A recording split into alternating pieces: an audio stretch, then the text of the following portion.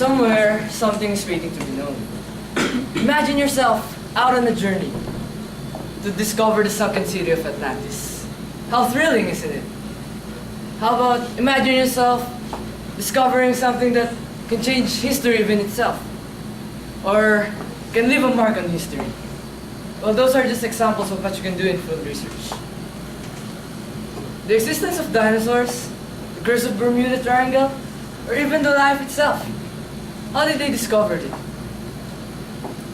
Technology. Who invented it? How did they create it? Who founded it?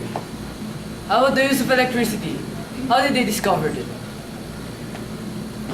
Those are the very same questions that all those discoverers had before they discovered these things.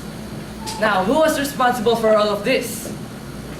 Two words: field research. Ever imagine a life without technology? It's miserable. Well, for us, that is. How about a life without education? Everything will be in chaos, right? And nothing will even make sense. Humans, I present to you something that changed the way we live, improved our lives, and the one who is responsible for all of the high-tech gadgets that we have right now. Field research, the reason why life became easier and why... I forgot. Just kidding. And why people are so lazy today.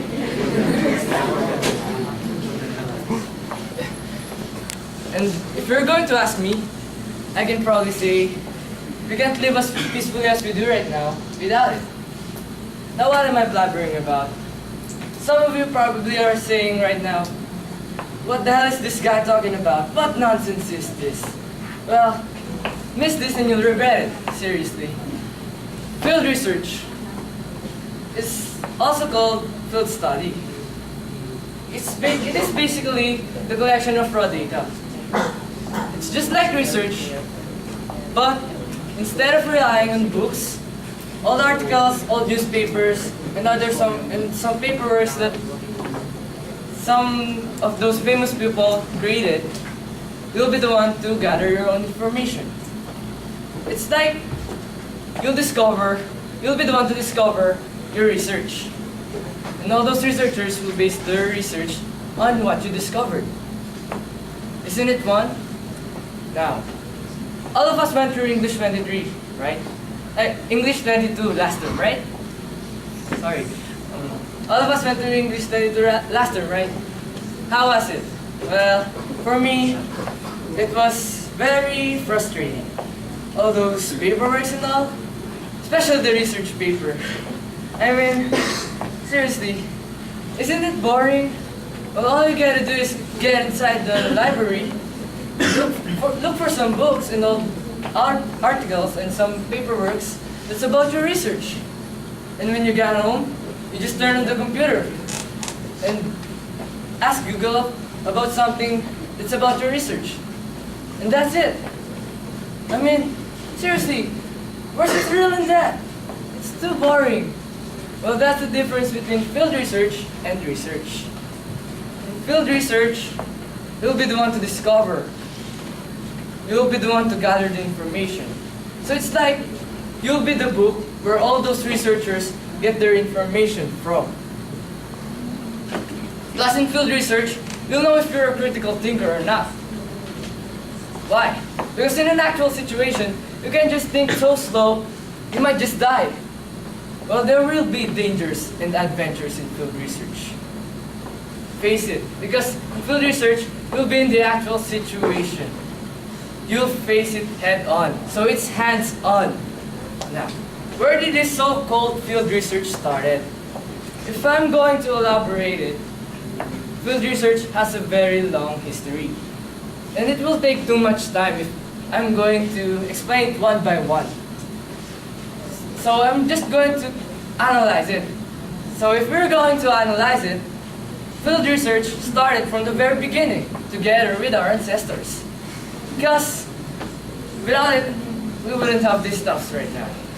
Our ancestors were able to develop stuff like technology because of field research. Because of that, we're living the dream. I mean, we don't have to grind up some wood to make fire. It's already just a click. Am I right? I'm right? Yeah. Now,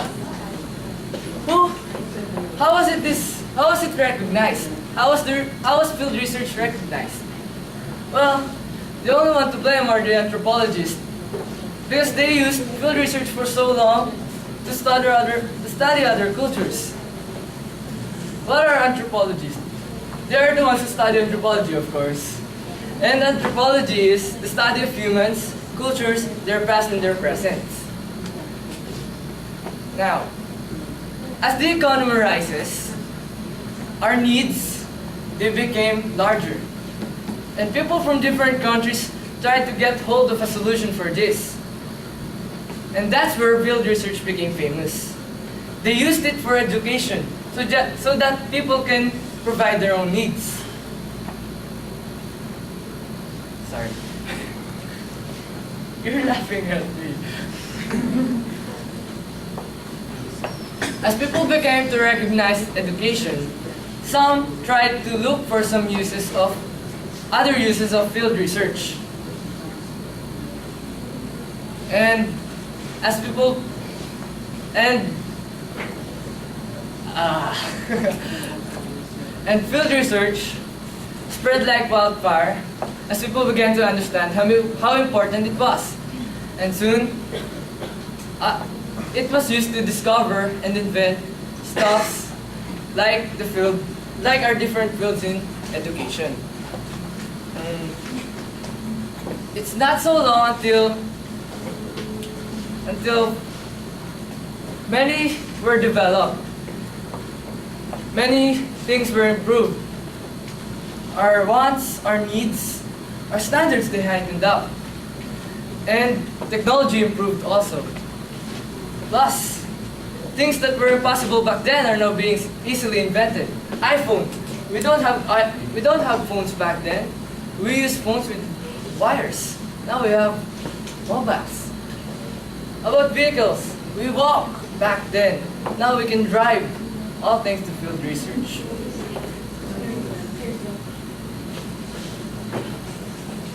Now, you may be wondering, did we achieve something? What are the results of field research? Did we benefit in it? All I can say to you is, look around you. This building, the vehicles outside, the aircrafts, our satellite, or even the guides that you have right now. All of them are the results of field research. And without it, we're probably just fighting over some defenseless country right now.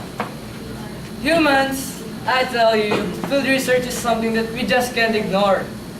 So that's why I'm standing here right in front of you all fixed up, just to tell you how important it is and what research really is about. To continue our speech, here's my dear friend, dearest friend, Juan Miguel Di Luno.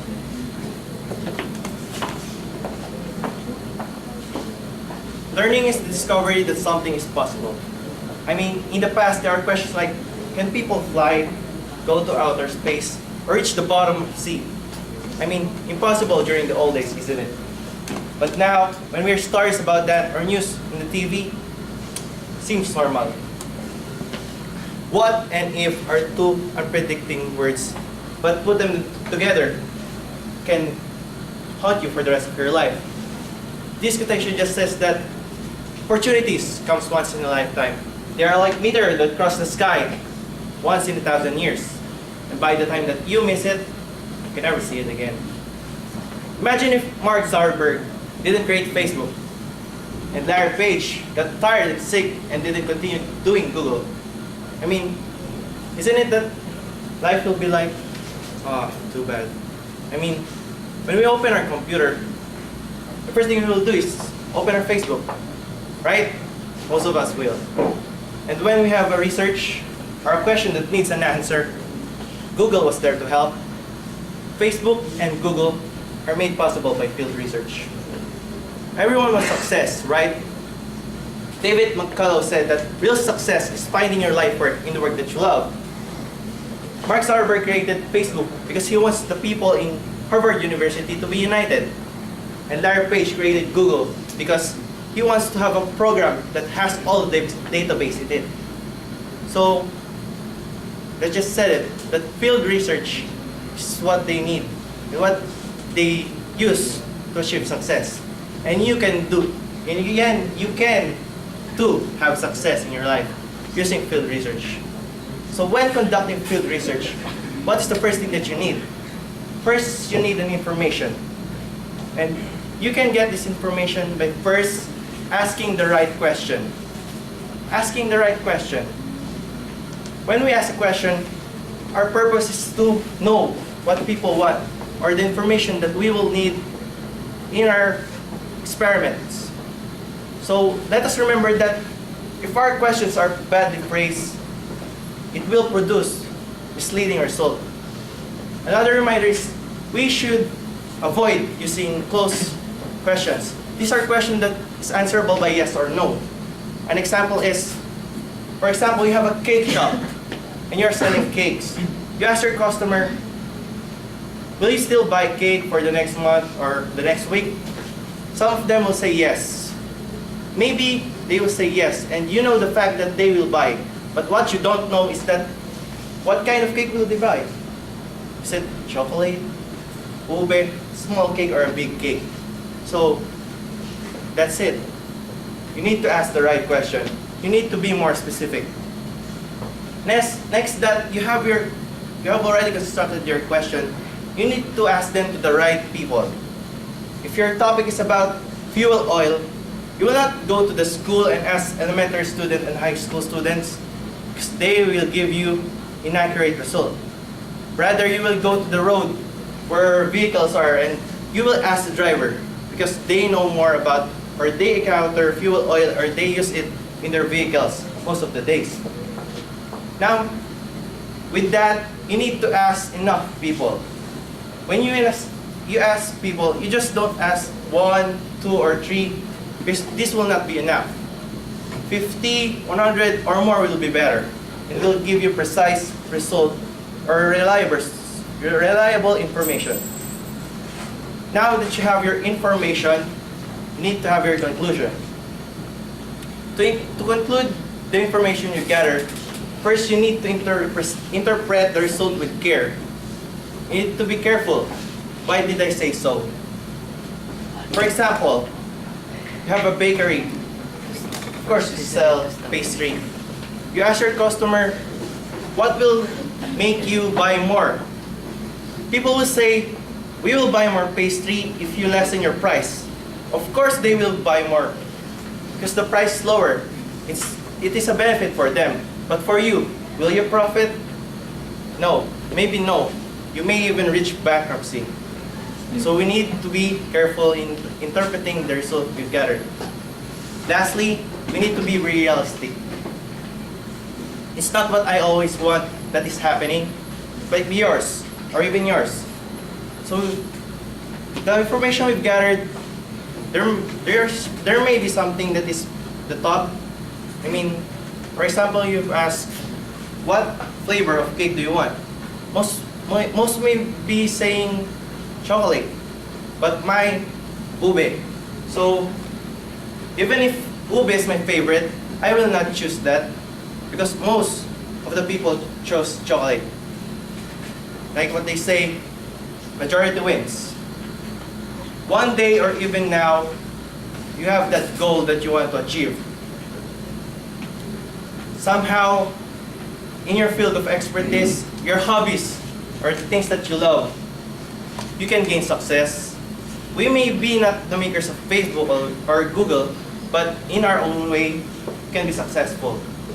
The questions we ask, the people we will encounter, the conclusion we will make, will be our road to success. With the help of field research, we can be successful, very successful. And with that, I will leave you with this quotation for you to bring until you reach your goal. Success is a journey, not a destination. Good afternoon, everyone.